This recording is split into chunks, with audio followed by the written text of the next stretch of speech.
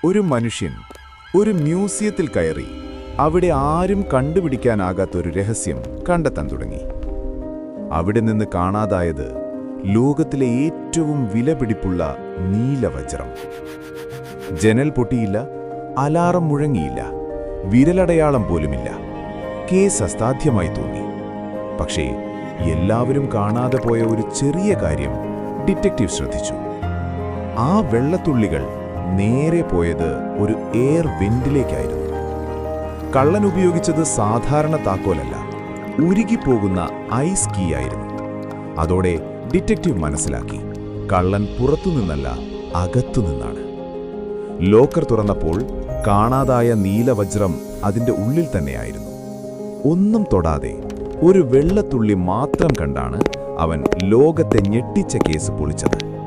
ഇങ്ങനെ യഥാർത്ഥ ലോകത്തിലെ അത്ഭുത കേസുകൾ അറിയാൻ ഇപ്പോൾ തന്നെ സബ്സ്ക്രൈബ് ചെയ്യൂ.